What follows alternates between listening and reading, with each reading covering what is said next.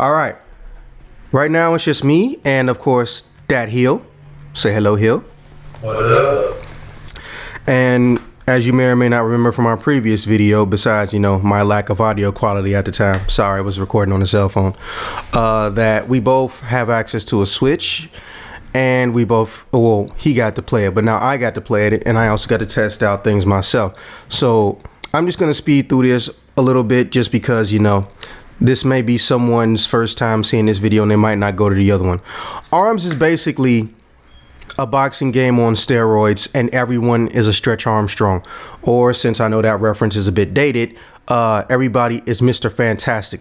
But unlike a Fox movie, it's not shitty. So basically, ARMS is exactly what I said, but there's a distance to it. And it's not just one character in particular, it's the entire posse. Now, the characters have themes usually after them. You won't notice them, or you may notice them instantly. Nothing too broad, nothing too offensive. It's more like objectivity type things, like, one character's a movie star, so she has an ability that coordinates with a movie star, which isn't really a special ability if you stop and think about it. Kim Kardashian's a celebrity, so celebrity shouldn't be a special ability, but it is in this game, and it's pretty funny. And you got people like that all the way down to a literal ninja. Yes, well, someone in ninja college. Not even joking. It's a lighthearted game, rated E for everyone, that type of deal. Also, given the advancements with the motion controls, there's actually a lot more you can do than you could with the Wii Mode and the Wii Boxing. So comparing the two would be like comparing a Beetle Volkswagen to a Lambo. Yeah. So yeah, let's get right into it. All right, Hill. I don't know if it's just for the online, not the online mode. I don't know if it's just for the beta, but going to the online mode, there was pretty much no user interface. And immediately I'm going to count that against Nintendo. And in case you haven't figured it out, folks, I'm going to start with the bad, then I'm going to work my way into the good. Now, basically, the way I look at it is I can understand that maybe they wanted to hide the UI since it isn't complete, because remember, there is a built-in web browser already on the Switch and they try to hide it. There's some ways to get around it. They tried to patch it out, but there's another way just based on your service provider. I'm not going to say who that is though, or what that method is though online, because, well, someone might catch it. But let's just say it has to do with Comcast and leave it at that for right now. One of the biggest things I noticed is that, I don't know if you caught it here, but once you finish that tutorial in training mode, that's only like half the shit you can actually do. Did you notice that? Yeah. Okay, so I went down into the extra section, and it's actually called extra stuff if memory serves. It's pretty hilarious. I went down into that section to see what was in there. Besides having character descriptions, it actually told you what the abilities of each individual character is, which the tutorial doesn't. And then after the tutorial, they want to drop you directly into online matches. Also, how charging mechanic works, because it can be done without you blocking, and the fact that there's a counterattack for every character in the game. I did not know that. I wanted to activate it so bad, but I never really got a chance because unfortunately you don't even have control over what mode you're put in. So imagine my surprise when I first turned on the game. I'm ready to go because I haven't gone since the Nintendo Tech demo I worked at, and the first thing that fucking happens is quite literally volleyball. That's like going to a strip club, getting told that you're gonna get a free blowjob from a stripper there, and then you find out, oh, the stripper is a back alley homeless prostitute. Do you really want to put your mouth in that? No. And I wouldn't want to put my dick on it. Anyways, and also, I just want to point out, I understand your frustration with that volleyball, because it's not even functional volleyball. They shouldn't even call it actually, they don't call it volleyball. They call it V-ball, which will make you think it's volleyball, but no. God, no. Okay, so a little bit more description. There are basically only two things you can do in this thing, which is you can toss up the ball to be spiked, and you can hit the ball. That's it. Now, that doesn't sound like a lot of fun, or it sounds like it could go on for a decent chunk of time. Not to mention, you also in this beta test, you have no control over if you're in single mode, a three-way brawl, or you're on a co-op team. You have no control whatsoever. So basically what happens is and this, I don't know if you caught this, Hill, but there's actually a point limit to that mode. And I got lucky because once I found out that the game will automatically end after 5 points, I was happy because they didn't do it right. And it seriously needs improvement. I could understand if that might be for, like, you know, a younger age audience, but even then they're gonna feel slighted because unlike regular volleyball, excuse me, the first thing you'll notice is that if the ball ends up not touching the ground for 6 to 7 seconds, it begins to glow. And I noticed a hexagonal, or I guess dodecagon. Yes, I know my shapes, goddammit.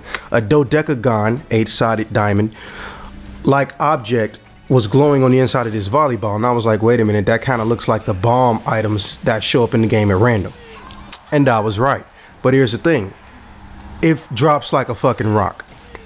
So what happens is if nobody has made this thing touch the ground, or scored a point, I should say, what's going to happen is it's going to turn into a bomb. The outer material is going to pop and it's just going to drop on the spot. So basically, skill is only half the equation. The other half is chance.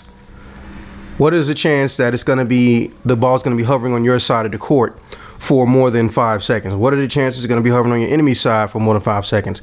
So I see that more as a party mode than anything that can be taken seriously. However, it's just not as fun as they think it is. But if it's for, you know, directed towards smaller kids, I can understand it. And also it could be a good thing to help them build reflexes. Yeah, V-ball sucks. Now, other than that, one of the other different things I did was I made sure I tried out more modes of play because I knew your ass wasn't going to do it, because I can't say I blame you. The shit was fun. I mean, I'm still hurting, and I went to the gym the day before. Shout outs to Planet Fitness. They got some of the best goddamn massage chairs, and I got a platinum account, so the massage chairs are free for me. Oh, it feels so good. Anyways, I went to the whatchamacallit. I went to the extra stuff, and in there they have an actual layout for every single mode. But this was one of the things I noticed, and it was kind of annoying. This is one of the only modes, or I guess they seem to not realize that they're leaving a lot of shit out, or they're not making it obvious that they're sticking stuff in different places. I went to look at the user interface layout, or the controller interface layout for portable mode, right? Tell me why they don't tell you that you can use L and R as punch buttons. They'll tell you about the face buttons, but they don't tell you you can use L and R as punch buttons. Why would you do that? Yes, I get that I can press, you know, the action buttons on here, but still, you can use L and R as a punch button. Another thing they left out, if you hold down dash or hold down jump, not both, individually, you can sacrifice the ability to do whichever one you held down, and it'll charge up your arms to do their elemental ability. Like, why would you leave that out? And also countering, like, come on now. I hate to say it, but that tutorial is pretty much identical from the tutorial that was at their tech demonstrations that they've been doing for the Switch. They are like genuinely the same. So I was just like, not offended, but if I was a new player, which is like everybody really, or if I got the game and I found out that this tutorial or user interface menu and stuff was still the same, I'd be a little bit miffed, because they're going to run into someone like me who actually reads shit that comes with the game, or just dicks around in general, not just, you know, automatically goes online. And they're going to feel like somebody's a hacker, or there's some type of glitch work going on when somebody blocks something. And the minute they block something, they can instantly get a free shot that they can't escape. Like, why Nintendo? But at the same time, all video game companies, I'm not even just going to say Nintendo, are known for 1 step forward, 2 steps back. So I'm not going to hold that against them. Well, actually I am, but not right now, because it's still a beta test and it can easily be fixed. What else did I do? Oh yeah. Did you ever figure out how to do the color changes? No, because I noticed I met a dude who was playing a spring but with blonde hair. I'm like, how did you do that? Yeah, and here's the thing that pisses me off a little bit. During the tutorial, they tell you there's some type of way or method to change the colors of your characters. I'm like, bitch, why is this a secret? Just fucking tell me.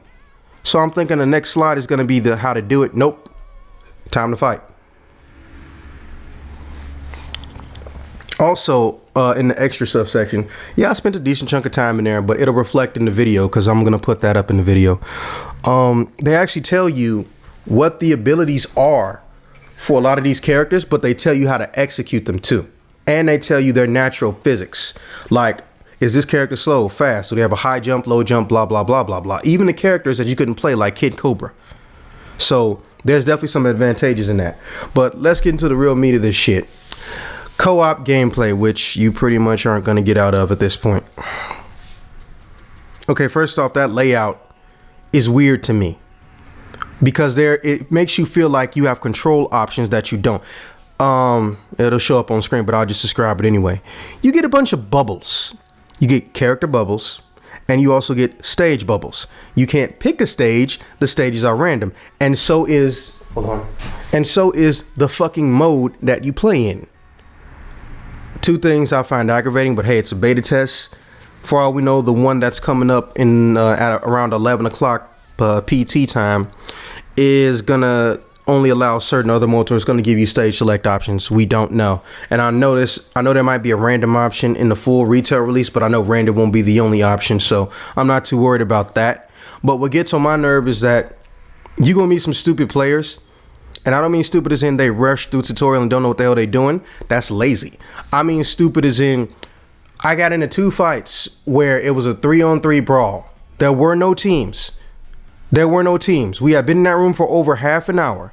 There were no fucking teams, and idiots couldn't tell how to change your target, and they also couldn't tell they weren't on teams. Do you know the level of stupid and laziness you have to be mixed with? This is exactly what happened, and I wish I recorded it, but this match happened, I think, like right after I got done recording. So it was the goopy dude and the Japanese girl, and it was me, and I was playing Ribbon Girl, right?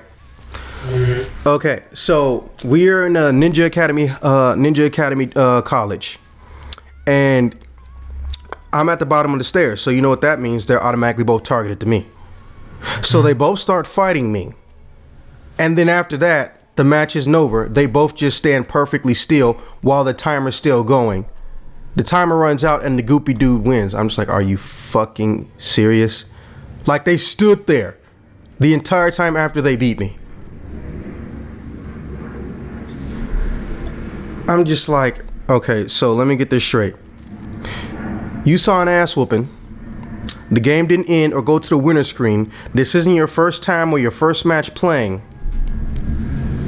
And you stand there. You guys either love each other very much, there was a pizza at the door and you both went to get it, or you're just not paying the fuck attention and are really, really dumb. Also, another thing I hope they change or give us the option. Did you notice that everything is 1 round wins, 1 round turns? Yeah, I noticed that in the tutorial too. Even when I was in a 1v1 fight, like, I thought we were going to go through more than one. Yeah. Instead, it was just, rush 1 win. And it's for every mode too. Again, I'm hoping, because it's Nintendo, you never know. I'm hoping that ends up being something that they change or alter or fix when the full release comes out, because there's not a lot of time left. I'm pretty sure the game's in gold condition. For those of you wondering, well, minus the internet stuff. Gold is a common slang term for how close your game is to being finished or finalized before release. Something that a lot of video game companies don't seem to comprehend is a good thing to do before you release a fucking buggy ass piece of shit game. Cough, cough, Konami, cough, cough, Metal Gear Solid 5, cough. Now, I will say this though. The characters' abilities make a huge difference.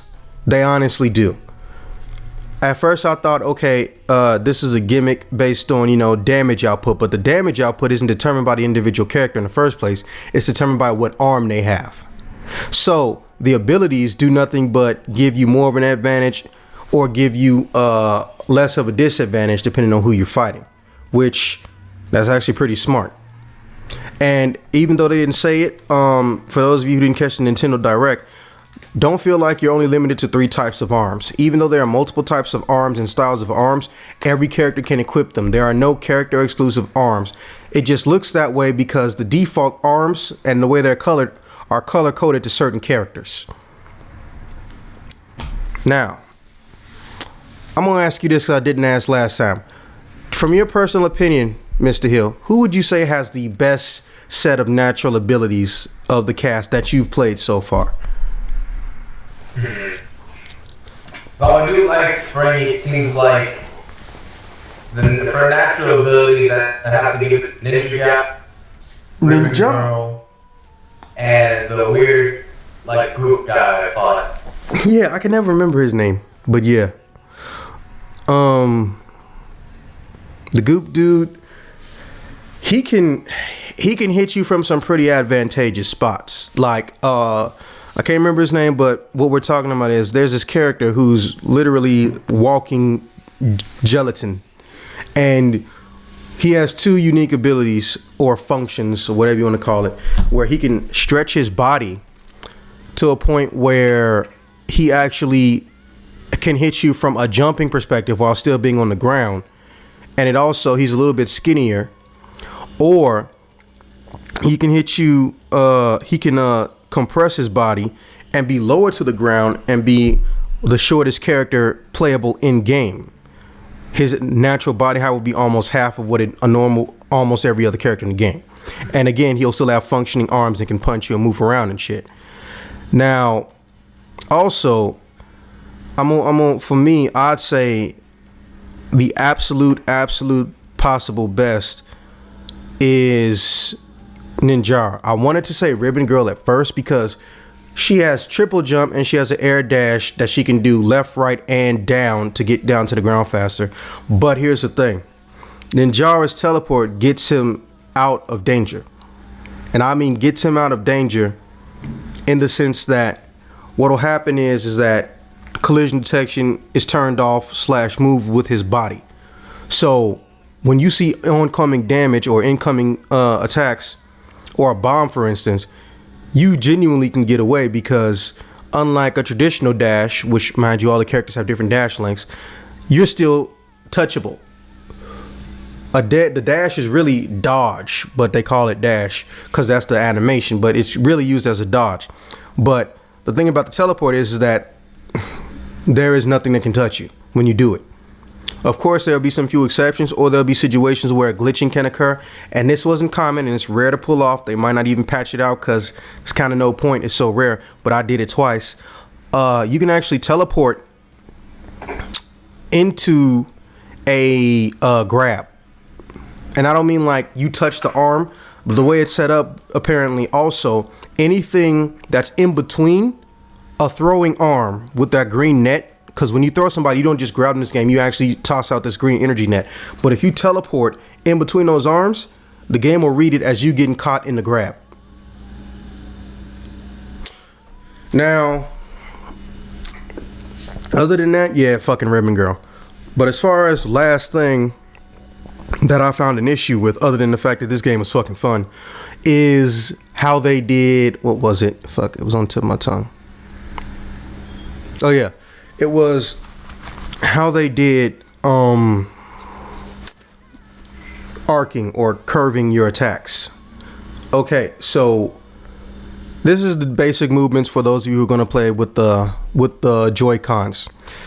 If you tilt one in a direction that's a little bit too far from straight up 0 degrees, your character's going to walk no matter how much you turn. Now, if you turn both, that's when they're going to move a lot faster.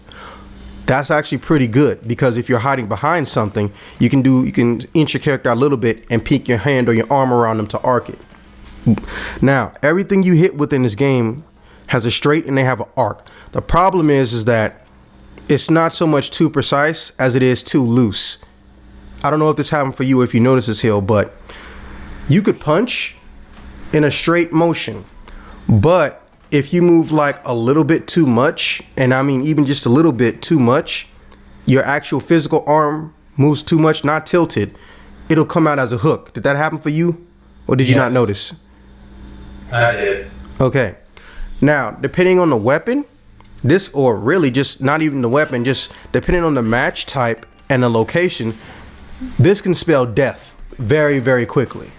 And I think that the reason that we got boomerang-like weaponry in the first place is because they noticed this issue. Now, and there was one thing, this might be just a minor hiccup. This wasn't a problem, but they might want to look into it. Okay, so as you and I both know, when you go into your combo mode, the special ability from a charged up attack doesn't go away while you're in that mode. Now, the thing about that though is not every single arm's charge up ability is told to you or listed in their explanation, because I actually saw it. When you go to set your arms, which you don't really have to mess with because every character is only given a default 3, but I read the descriptions on them. One of the things I noticed was that the ones that didn't have elements on them, they didn't tell you what they did. They just said this one is going to naturally arch, or this one sends out a projectile instead of actually your whole arm. I'm just like, okay, well, I thought that's all they did. They were like a neutral type. Nope. The fucking ninjaras, like chakrams or ring kunai, whatever you want to call them, shurikens. Okay, if you charge them up, when it hits an enemy, they instantly go into the air combo state. You'll see a green circle, or no, you'll see a green energy blast go around the character. They float up and then they spiral back down.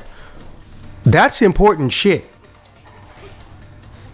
Because I could be a light character who, and you know the light characters or can't make a lot of the heavy characters flinch naturally. I could hit them with that and potentially be able to actually do a combo or set up for a throw now, because, well, I couldn't before. And that's pretty smart thinking, because instead of playing the rock paper scissors game, you can circumvent it to some degree, which is kind of cool. Now there are a lot of abilities though I feel like are counter abilities among the cast, but at the same time, you know, you're not gonna see who you're, I don't know if you're gonna see who you're fighting like you can in the regular game. So I'm curious how that's gonna hand out, because I don't know if you noticed this, but what's his name?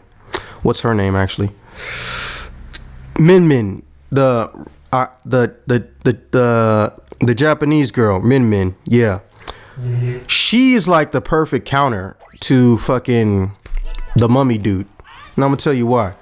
His attack comes out big and slow, and because of the characters in this demo and the weapons they have, he can overpower pretty much all the arms. And when your arm is heavier, they bounce off, deflect, or just fall flat, or the arms themselves can take damage. And then, you know, if they damage too much, you get screwed. But here's the thing. Her kick can deflect his own punch. And if he stops to charge and block, or if he starts to block, because Mummy has a special ability to heal while he's blocking, that gives her time to do her laser beam, which does the most damage in the game right now, from her dragon, which has a delay in it before it fires. Don't think you can catch nobody though. Now, other than that, I'd say things that need improvement are, hey, you know what, just let me play the single player mode. Let me see what that's like. I like how they're doing the stages, and I really wish that basketball mode was in here. Hell, anything you want to say to Nintendo, or anything you'd like them to know to help improve on this thing? And again, don't auto-lock target people. Keep it open platform, so when you recognize somebody who's been actively playing the band, it's like, alright, I gotta get rid of this guy, or I should focus, but I also need to keep eyes on him, so I don't get overwhelmed.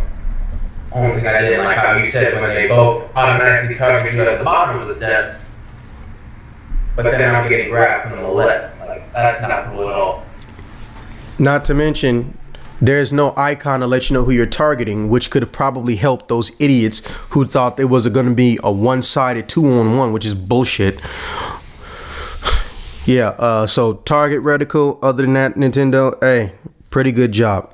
This is the first time the Mario Kart team has actually done something besides Mario Kart, and you know, they're not doing too bad. Let me tell you that right now. They're not doing too bad. In fact, I feel like the current control scheme, the one everyone likes for ARMS, they could easily convert that to work with Mario Kart. But of course, you know, I've never developed a physics-based motion control system, so I'm just gonna throw that out there. I'm not gonna say it's accurate. Oh yeah, hey Nintendo. Can we get some ARMS amiibos? Please? They don't have to be toys or figures. They can be cards, you know, easier to find, easier to get a hold of, and all your bootleg amiibos are cards any damn way. Man, that sounds a little mean. Also, I would really like it if they later on they made a version with DLC that's actually offline. Again, I may have internet, but that doesn't mean everyone else does. Yeah, you're gonna make a lot of money off this game. Yeah, you're gonna make a lot of money off the DLC, Nintendo, but listen, there are people who aren't going to be able to access DLC. And one of the first things you mentioned in the Nintendo Direct is you're going to be adding DLC characters and DLC abilities. Mind you, some of it will be free. Like, I think they said the first couple of fists are going to be free, but characters won't be. That's fine. Just don't forget the little guy. All right, guys. This has been Two Old Friends Critique of New Shit. Catch y'all later.